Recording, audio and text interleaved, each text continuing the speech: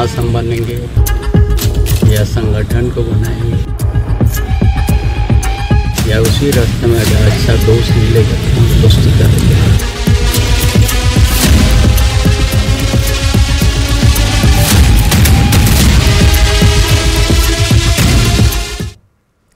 नमस्कार, आप देख रहे हैं न्यूज 18 बिहार झारखंड और मैं आपके साथ लक्ष्मी। इस बुलेटिन में झारखंड की सियासत पर बात करेंगे। झारखंड में जिस तरीके से सियासी उठापटक मची हुई है, इसके बारे में आपको बताएंगे इस बुलेटिन में।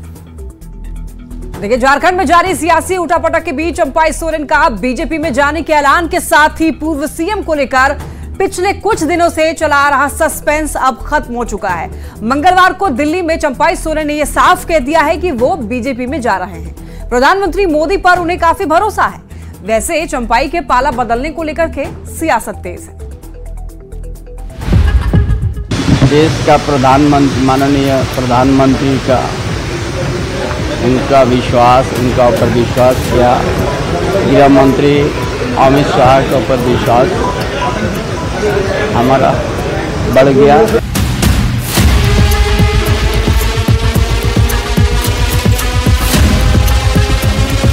बीते कुछ दिनों से झारखंड का सियासी तापमान बरसात के मौसम में भी गर्म है। करीब 10 दिन से चले आ रहे प्रदेश के सबसे बड़े सियासी सस्पेंस पर से पर्दा उठ गया है। जेएमएम के संस्थापक सदस्य शिबू सोरेन के बेहद करीबी और झारखंड के पूर्व मुख्यमंत्री चंपाई सोरेन ने जेएमएम को टाटा बाय बाय कर दिया है। चंपाई अब बीजेपी का दामन थामने वाले हैं। दिल्ली में अपनी सियासी रणनीति का खुलासा करते हुए चंपाई ने कहा कि वो 30 अगस्त को भारतीय जनता पार्टी का दामन थामने जा रहे हैं। पीएम मोदी पर चंपाई सोरेन ने भरोसा जताते हुए ये बड़ा ऐलान किया। झारखंड प्रदेश का कुछ अलग ही परिस्थिति है। हम बड़ा मंथन करने के बाद देश का प्रधानमंत्री, माननीय प्रधानमंत्री का उनका ऊपर विश्वास किया, गृह मंत्री अमित शाह के ऊपर विश्वास हमारा बढ़ गया और भारतीय जनता पार्टी में शामिल होने का हमने निर्णय ले लिया। हम और हमारा लड़का जो बाबूलाल सोरेन, वो बाद में बताएंगे। असम के मुख्यमंत्री और झारखंड के चुनाव सह प्रभारी हेमंत बिस्वा शर्मा ने सोमवार की देर रात अपने सोशल मीडिया हैंडल पर पोस्ट कर इस बात की जानकारी दे दी थी। इसके बाद से चंपाई को लेकर चल रहा सस्पेंस खत्म हो गया। 28 अगस्त को चंपाई दिल्ली से रांची पहुंचने वाले हैं। 28 अगस्त को ही उनके जेएमएम की प्राथमिक सदस्यता और मंत्रिमंडल से भी इस्तीफा देने की चर्चा है। उसके बाद 30 अगस्त को औपचारिक तौर पर वे बीजेपी में शामिल हो जाएंगे। न्यूज 18 के लिए दिल्ली से अमितेश सिंह के साथ ब्यूरो रिपोर्ट। तो सुना आपने चंपाई सोरेन को, जिन्होंने कह दिया है कि उनको प्रधानमंत्री पर भरोसा है और अब वो बीजेपी में शामिल होने वाले हैं। जेएमएम का हाथ छोड़ेंगे, बीजेपी का हाथ पकड़ने वाले हैं। चंपाई सोरेन के बीजेपी में जाने को लेकर के मुख्यमंत्री हेमंत सोरेन ने बीजेपी पर निशाना साधा है। और देखिए, दुमका के कार्यक्रम में हेमंत सोरेन ने कहा कि बीजेपी के लोग सरकार तोड़ो, विधायक तोड़ो अभियान में लगे हुए हैं और इनको टेंशन हो गया है कि अब आगे का लड़ाई कैसे लड़ेंगे। तो आप लगे हुए हैं बाहर सरकार में फिर से सरकार तोड़ो अभियान, विधायक तोड़ो अभियान। अभी लोकसभा चुनाव में भी यही तमाशा किया था इन लोगों ने। पूरा देश के लोगों को बेवकूफ बनाने का काम किया। हिंदू, मुस्लिम, सिख, ईसाई करने का इन लोग का जो फॉर्मूला है, इनके सभी नेता जैसे भजन कीर्तन करते हैं, वैसे ही हिंदू, मुस्लिम, सिख, ईसाई, अगड़ा, पिछड़ा, आदिवासी, दलित यही करता रहा इन लोग। और नतीजा ये हुआ कि लोकसभा चुनाव में भगवान श्री राम ने यही भाजपा के लोगों को इतना बड़ा आईना दिखा दिया कि वो इतना छोटा हो गया। इन लोग झारखंड के पूर्व मुख्यमंत्री चंपाई सोरेन का जेएमएम से मोहभंग और बीजेपी से प्रेम पर सियासी पारा हाई है। झारखंड की सत्ताधारी जेएमएम कांग्रेस भी ये मान रही है कि चंपाई सोरेन के जाने से बड़ा नुकसान हो सकता है, तो बीजेपी दिल खोलकर चंपाई सोरेन का स्वागत के लिए बैठी है। पूर्व मुख्यमंत्री आदरणीय चंपई सोरेन जी का भारतीय जनता पार्टी परिवार में अभिनंदन है, स्वागत है। आपके आने से न सिर्फ भारतीय जनता पार्टी को मजबूती मिलेगी, बल्कि भारत रत्न आदरणीय अटल बिहारी वाजपेयी जी के सपनों का झारखंड बनाने में हम सबको आपका सहयोग मिलेगा।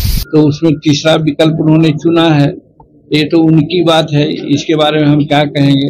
लेकिन ये बात जरूर कहते हैं कि उनके साथ अपमानजनक बातें हुई और उसके लिए वो निर्णय लेने को स्वतंत्र थे। उन्होंने निर्णय लिया तो अपने ढंग से वो ठीक ही किया, उसके बारे में हमको कुछ नहीं कहना। भी कार्यकर्ताओं के दिल में इनके फैसले से हम समझते हैं कि नाराजगी तो होगी, तकलीफ तो होगी, और अभी भी हम लोग चाहते हैं कि चंपई दा अपने फैसले पर पुनर्विचार करें और निश्चित रूप से जो उनका सम्मान है, जो मान है, वो बना हुआ है। देखिए, दुख तो है उनके जाने से, क्योंकि उनके साथ एक परिवार की तरह रहे और इतना पॉलिटिकल बात नहीं होना चाहिए इन सब चीज़ों पे। मुझे लगता है कि एक नए पार्टी के साथ जुड़ने के बाद वो सेम कंटिन्यूटी वो हमने देखा नहीं है कहीं। लोकसभा में भी देखा है कि अच्छे अच्छे लोग हमारे पार्टी से दूसरे पार्टी से छोड़ के गए हैं, लेकिन वहाँ पे सक्सेसफुल नहीं हो पाए हैं। तो ये विचारधारा चेंज होने के बाद जो परिवर्तन लोगों में उतना नहीं हो पाता है। झारखंड में जारी सियासी उठापटक के बीच बीजेपी के प्रदेश अध्यक्ष बाबूलाल मरांडी ने दिल्ली में पीएम मोदी से मुलाकात की। न्यूज 18 से बातचीत में बाबूलाल मरांडी ने कहा है कि झारखंड में विधानसभा चुनाव की रणनीति पीएम मोदी से चर्चा हुई है। चंपई सोरेन के बीजेपी में आने के सवाल पर बाबूलाल मरांडी ने कहा है कि उनके आने से बीजेपी को फायदा होगा और हम सब ने पहले सब कुछ तय कर लिया था। उसके बाद चंपई सोरेन की केंद्रीय मंत्री गृह मंत्री अमित शाह से मुलाकात हुई है। बीजेपी अध्यक्ष और पूर्व मुख्यमंत्री बाबूलाल मरांडी से सर आज आपकी प्रधानमंत्री नरेंद्र मोदी से मुलाकात हुई, क्या बातचीत हुई? देखिए, देश के प्रधानमंत्री से मिले और झारखंड विधानसभा के चुनाव बिल्कुल निकट है, किसी भी घोषणा हो जाएगी। तो फिर झारखंड की जो वर्तमान राजनीतिक परिदृश्य है, उसी सब विषयों पर ही चर्चा हुई और हम सब चुनाव के मैदान में जाएंगे। वो सारे विषय को लेकर के उनसे भी कुछ मार्गदर्शन लेना था कि हम लोग किस प्रकार से कैसे काम करें। पूर्व मुख्यमंत्री चंपई सोरेन जेएमएम छोड़कर आ रहे हैं, आप लोगों की पार्टी में शामिल हो रहे हैं, उसको लेकर के क्या आपको प्रधानमंत्री से निर्देश मिला, क्या बातचीत हुई उस मुद्दे पर? नहीं, उनकी ज्वाइनिंग के बारे में या उन्होंने पहले ही संपर्क कर चुके थे हम लोग को, उसके बारे में प्रधानमंत्री जी से झारखंड स्तर पर भी जो हम सब जो बैठ करके बात करना होता है, तो हम लोग आपस में सब बात कर लिए थे और वो तय हो गया। उनके आने से पार्टी को फायदा होगा? मैं आज के तारीख में कहूँगा कि झारखंड मुक्ति मोर्चा से जितने भी बड़े लीडर्स हैं, पुराने हैं, संघर्ष के जो लोग हैं, अब वो लोग धीरे धीरे किनारे हो गए। क्योंकि जब से हेमंत सोरेन के नेतृत्व में सरकार बनी है, तो सरकार के इर्द गिर्द कौन लोग हैं? दलाल है, बिचौलिया है, यही सारे लोग सरकार को चला रहे हैं। उनके आने से कोल्हान क्षेत्र में खासतौर से आदिवासी जो वोटर्स हैं उसमें और फायदा होगा, पहले से आप अध्यक्ष हैं। नहीं, वो तो स्वाभाविक है निश्चित रूप से, क्योंकि जिस क्षेत्र से जो जुड़े रहते हैं और कोई अगर आते हैं तो उनके साथ भी तो लोग आते ही हैं, जुड़ते ही, तो उसका लाभ तो पार्टी को मिलेगा, उसमें कोई नई बात नहीं है। पार्टी के प्रदेश नेतृत्व को आपको विश्वास में सर लिया गया था पूरे फैसले में चंपई सोरेन के आने में, और आपको कोई कंसर्न तो नहीं है उनके आने से? मैं पहले तो बता रहा हूँ कि उनको फोटो तो बाद में देखे, तय तो पहले ही हो गया था। जब पहले तय हो गया तब आप लोगों ने फोटो देखा। चलिए, बहुत बहुत शुक्रिया। तो ये थे बाबूलाल मरांडी, झारखंड बीजेपी अध्यक्ष। अमितेश सिंह, न्यूज 18, दिल्ली। दिल्ली में अमित से मुलाकात और फिर हेमंत बिस्वा शर्मा के एक्स पर पोस्ट से ये तो साफ हो गया कि कोल्हान का टाइगर यानी कि चंपाई सोरेन 30 अगस्त को आधिकारिक रूप से बीजेपी में शामिल हो जाएंगे और इस एक घटनाक्रम ने प्रदेश की सियासत को पूरी तरीके से एक नई दिशा दे दी है। झारखंड की सियासत में चंपाई की इस नई पारी से किसे फायदा होगा और किसको नुकसान, इसको लेकर के अब चर्चाएं भी शुरू हो चुकी हैं। देखिए इस रिपोर्ट। नास हम बनेंगे या संगठन को बनाएंगे या उसी रास्ते में अगर अच्छा दोस्त मिलेगा तो हम दोस्ती करेंगे। चुनावी मुहाने पर खड़े झारखंड में उपजे सियासी उथल-पुथल ने प्रदेश की राजनीति में कई सवालों के जन्म के साथ एक नए तरह की चर्चाओं को तेज कर दिया है और इस चर्चा के केंद्र में है सूबे के पूर्व सीएम चंपाई सोरेन। और सवाल है कि कोल्हान टाइगर के हाथों में बीजेपी का कमल आने से जेएमएम को कितना नुकसान होगा और बीजेपी को कितना फायदा होगा। जेएमएम से राजनीति की शुरुआत करने वाले चंपाई सोरेन शिबू सोरेन के सबसे भरोसेमंद नेता माने जाते थे। यही वजह है कि हेमंत सोरेन के जेल जाने के बाद चंपाई सोरेन के हाथों में सत्ता की बागडोर सौंप दी। लेकिन अब परिस्थितियां बदल गई हैं। हेमंत सोरेन के जेल से आने के बाद जिस तरह से चंपाई सोरेन के हाथों से सत्ता की चाबी छीनी गई, उसने उनके स्वाभिमान को जब ठेस पहुंचाया तो कोल्हान के टाइगर ने बगावत के बिगुल बजा दिए। चुनाव से ठीक पहले तीर धनुष का साथ छोड़ प्रदेश में कमल खिलाने की ठान ली। लेकिन सवाल ये कि क्या चंपाई सोरेन बीजेपी के लिए हुक्म का इक्का साबित होंगे? चंपाई से बीजेपी को कितना फायदा? चुनाव में मजबूती मिलेगी? आदिवासी सेंटिमेंट का फायदा मिलेगा? वोट शेयर में इजाफा हो सकता है? कोल्हान में पार्टी मजबूत होगी? चंपाई सोरेन झारखंड की राजनीति में एक बड़ा नाम है, जिसका एक तरफ जहां बीजेपी को फायदा मिलेगा तो दूसरी तरफ जेएमएम को नुकसान की आशंका जताई जा रही है। जेएमएम को कितना नुकसान? बगावत से चुनाव पर असर पड़ेगा? आदिवासी सेंटिमेंट को झटका? आदिवासी वोट बैंक में बिखराव? कोल्हान में पार्टी को नुकसान? जेएमएम नेता और खुद पार्टी प्रमुख चंपाई सोरेन की इस ताकत को अच्छे से समझते हैं। यही वजह है कि बगावत की खबरों और बीजेपी नेताओं से मुलाकात के बाद भी जेएमएम शीर्ष नेतृत्व और खुद कल्पना सोरेन उन्हें अपना अभिभावक बताती रही। चंपाई सोरेन क्यों बीजेपी और जेएमएम के लिए इतने अहम है, इसे भी समझ लीजिए। चंपाई सोरेन की ताकत। झारखंड आंदोलन के लिए पढ़ाई छोड़ दी। आंदोलन से उन्हें एक नई पहचान मिली। 1991 में पहली बार सरायकेला से निर्दलीय विधायक बने। लगातार 6 बार सरायकेला से विधायक चुने गए। 2010 में बीजेपी जेएमएम सरकार में मंत्री बने। 2013 में जेएमएम कांग्रेस सरकार में मंत्री बने। हेमंत सरकार में भी मंत्री बने। 2 फरवरी से 3 जुलाई 2024 तक प्रदेश के सीएम रहे। कोल्हान में राजनीतिक जड़ें सबसे ज्यादा मजबूत। कोल्हान की कई विधानसभा सीटों पर सीधा प्रभाव। झारखंड की सियासत में उनकी हर चाल विरोधियों को चारों खाने चित कर देती है। खासकर कोल्हान क्षेत्र में उन्हें मात देना किसी के लिए भी आसान नहीं है। इसलिए उन्हें कोल्हान टाइगर के नाम से भी लोग पुकारते हैं। ऐसे में देखना होगा कि चुनाव से ठीक पहले चंपाई सोरेन की इस सियासी चाल से किसे कितना फायदा और किसे कितना नुकसान होता है। Bureau report, news 18। तो इस रिपोर्ट के जरिए हमने आपको ये बताया कि कोल्हान के टाइगर यानी कि चंपाई सोरेन कितने महत्वपूर्ण हैं झारखंड की सियासत में, और इसीलिए पार्टियां जो है वो चाहती हैं कि चंपाई सोरेन जो है वो उनके पक्ष में रहे हैं। यानी कि अभी बीजेपी में शामिल होने जा रहे हैं चंपाई सोरेन जेएमएम से अलग होकर के। तो हमने आपको बताया कि बीजेपी के लिए कितना फायदेमंद साबित हो सकते हैं चंपाई सोरेन।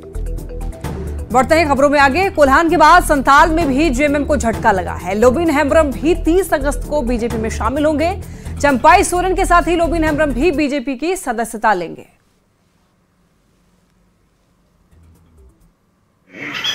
लेकिन फिर भी इधर कल परसों जो गए फिर हमसे बात हुई कि हम जा रहे हैं और थोड़ा सा वेट करिएगा। हम जा करके बात करके सारा चीज करते हैं और आज पता चला कि इस तरह के शायद ज्वाइन करेंगे। तो हमारा भी 26 तारीख को हम सुन रहे थे लोगों के द्वारा कि 26 तारीख को तक बैनिंग हो जाएगा। तो हमको लगता है कि अब हो सकता है दोनों का 30 तारीख को ही हो जाए। संथाल परगना को झारखंड मुख्यमंत्री मैया सम्मान योजना की सौगात मिली। मुख्यमंत्री हेमंत सोरेन ने जैसे ही बटन दबाकर लाभुकों के खातों में योजना की राशि भेजी, महिला लाभुकों के बीच उत्साह की लहर दौड़ गई। मुख्यमंत्री ने हिंदी और संथाली भाषा में संबोधित कर आम जनता का दिल जीतने की भी कोशिश की। संथाल की 7 लाख से भी ज्यादा महिलाओं और युवतियों को बीच आज 73 करोड़ से भी ज्यादा की राशि उनके खाते में भेजी गई। इसके बाद अपने भाषण में मुख्यमंत्री ने एक के बाद एक घोषणाएं करके संथाल को विकास की भी सौगात दी। राज्य के सभी गरीब और वैसे परिवार जो आयकर दाता नहीं है, यानी कि वो इनकम टैक्स नहीं देते हैं, तो उन सभी का बकाया बिजली बिल माफ करने का ऐलान किया गया है। और जो मध्यवर्गीय जो छोटे लोग हैं, हम उसका भी आकलन करेंगे। पॉकेट में अगर रहेगा जितना उतना ही न चलेंगे ना भाई। पहले अर्जाना भी पड़ता है, एक हाथ से देना पड़ता है, दूसरा हाथ से कमाना भी पड़ता है। हम वो भी देखेंगे आने वाला चरण में, या हो सके इस चरण में देखने का प्रयास करेंगे। उनको भी शामिल करें, अधिक से अधिक इसका लाभ ले, और अब उसके बाद सबके घर में 0 रुपया का बिल जाएगा। रांची में ऑटो की हड़ताल से यात्रियों का बुरा हाल हो गया है। कुछ ऑटो ड्राइवर मनमाना किराया वसूल रहे हैं और ऐसे में गरीब यात्री घर जाने के लिए पैदल मार्च करने के लिए मजबूर हैं। कंधे पर लदा बस्ता, सामान से भरे झोले और फुटपाथ पर बढ़ते कदम, ये नजारा है राजधानी रांची का। ऑटो की हड़ताल ने इन यात्रियों को पैदल कर दिया है। रेलवे स्टेशन से लेकर बस स्टैंड तक खड़े इन यात्रियों को घर जाने का कोई जरिया ही नहीं मिल रहा।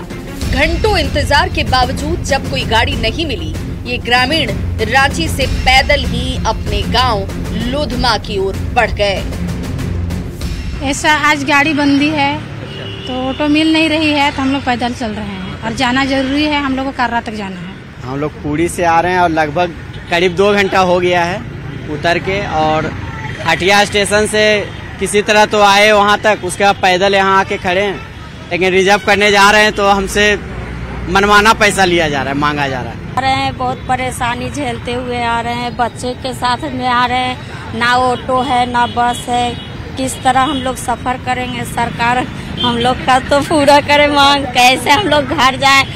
और बस वाले और गाड़ी वाले तो ज्यादा ही पैसा मांग रहे हैं। रांची में मंगलवार से ही ई रिक्शाओं से लेकर सीएनजी ऑटो और डीजल ऑटो ने अनिश्चितकालीन हड़ताल शुरू कर दी है। इसके चलते इक्का दुक्का ऑटो को छोड़कर सभी ऑटो के पहिए थम गए हैं। जिनकी जेब में पैसे हैं वो जरूर गाड़ी रिजर्व कर घर की ओर जा रहे हैं, लेकिन जिनके जेब खाली हैं वो या तो हड़ताल टूटने का इंतजार कर रहे हैं या फिर पैदल मार्च करने को मजबूर। पैदल जा रहे हैं, ऑटो नहीं चल रहा है यहाँ से। जो भी अगर बोल रहा है कि 200 रुपया देगा तो 4 चक्का से छोड़ देंगे आपको स्टेशन तक। इससे सोचे कि पैदल अपना चल जाए, 2-4 रुपये बच भी जाएगा। पैदल ही चल दिए तो क्या करें? पैसा नहीं है, 100 रुपया दे देते हैं। पैसा हम लोग के पास नहीं है। पैसा कहाँ से, उतना पैसा कहाँ से आएगा? जाना कहाँ है? हम लोग जाना है राउरकेला। रांची में ऑटो की हड़ताल से जनजीवन अस्त व्यस्त हो गया है। सड़क पर गाड़ियों की रफ्तार थम सी गई है। मुसाफिरों का मंजिल तक पहुंचने का रास्ता मुश्किल हो गया है। कुछ वाहन चालक जरूर हड़ताल के नाम पर मजबूर यात्रियों से मनमाना किराया वसूलने की कोशिश करते दिख रहे हैं और किराया आसमान छू रहा है। जल्द ही हड़ताल नहीं टूटी तो राजधानी वासियों का सफर करना मुश्किल हो जाएगा। अविनाश कुमार, न्यूज़ 18 रांची। रांची से गिरफ्तार संदिग्ध आतंकी डॉक्टर इश्तियाक अहमद की हजारीबाग स्थित अल्ट्रासाउंड यूनिट को सील कर दिया गया है। सिविल सर्जन और जिला प्रशासन के आदेश पर आइडियल पैथोलॉजी को सील किया गया है। आपको बता दें, ये पैथोलॉजी सेंटर डॉक्टर इश्तियाक के नाम पर रजिस्टर्ड है और यहां पर आकर के वो अल्ट्रासाउंड भी करता था। पिछले दिनों एटीएस की टीम ने झारखंड में रांची, लोहरदगा और हजारीबाग के 16 ठिकानों पर दबिश दी थी और संदिग्ध आतंकियों को गिरफ्तार भी किया था, जिसमें डॉक्टर इश्तियाक अहमद को आतंक के झारखंड मॉड्यूल का मास्टरमाइंड माना जा रहा है। उनके नाम से यहाँ अल्ट्रासाउंड का मशीन रजिस्टर था। उनको किसी एटीएस टीम द्वारा उनको गिरफ्तार किया गया। उसके फलस्वरूप ये संचालन इस मशीन का नहीं किया जा सकता अल्ट्रासाउंड का, इसलिए हम लोग जिला स्तरीय टीम का गठित करके सीएस और उपायुक्त महोदय के आदेश से आज वो अल्ट्रासाउंड का पूरा रूम को ही हम लोगों ने सील कर दिया। क्या कुछ मामला जुड़ा हुआ है? मामला तो किसी आतंकवादी संगठन के थ्रू उनका तार जुड़ा हुआ था, जो मीडिया के माध्यम से हम लोग को जानकारी, उसी बेसिस पर हम लोग ने सील किया। जिला लेवल से हम लोग को आदेश दिया गया था कि किसी यहाँ सीलिंग करने के लिए पहले ही कहा गया था, लेकिन किसी कारणवश हम लोग को आज समय मिला और आज हमने पूरी अल्ट्रासाउंड के जो जांच टीम है, डॉक्टर, 2 डॉक्टर और मैं एग्जीक्यूटिव मजिस्ट्रेट, ये टीम मिल करके आज हमने इस स्थल पर पूरा सीलिंग किया है। पिछले दिन हजारीबाग में एटीएस टीम की जो कार्रवाई है वो देखने को मिली थी। आपको बताते चले कि अलकायदा एक जो आतंकवादी संगठन बताया जाता है, इससे जुड़े एक शख्स फैजान अहमद को हजारीबाग से गिरफ्तार कर जो है कोर्ट में पेशी के बाद उसे दिल्ली लेते जाया गया। वहीं अगर हम दूसरी पहलू की बात कर ले तो रांची के रहने वाले डॉक्टर इश्तियाक अहमद, जिनका संपर्क जो है यहाँ से भी जुड़ा हुआ है। देखिए अभी हम हजारीबाग के आइडियल पैथोलॉजी में है और यहाँ पर प्रत्येक दिन कहा जाता है कि उनका आना जाना होता था और वे जो है एक रेडियोलॉजिस्ट है और वे जो है यहाँ पर अल्ट्रासाउंड का जो है वो काम किया करते थे। अब बता दें कि उसी को लेकर जो है आज हजारीबाग शेख भिखारी मेडिकल कॉलेज अस्पताल की जो एक टीम है वो मजिस्ट्रेट के साथ यहाँ पर पहुंची और उस कमरे को सील कर दिया जहां पर उनके द्वारा अल्ट्रासाउंड का काम किया जा रहा था। उन्होंने बताया है कि इस तरीके से जो लगातार कार्रवाई हुई है, जो यहाँ से टीम सील करके गई है, अब देखना यह होगा कि जो डॉक्टर इश्तियाक अहमद का नाम हजारीबाग से भी जुड़ रहा है, ऐसे में जांच टीम जो है आगे की क्या कुछ और जांच करती है, क्या कुछ तथ्य सामने आते हैं और आगे की और क्या कुछ कार्रवाई हो पाती है। सुशांत सोनी, न्यूज 18 हजारीबाग। और इसी के साथ बुलेटिन में इतना ही। तमाम खबरों के लिए आप देखते रहिए न्यूज 18।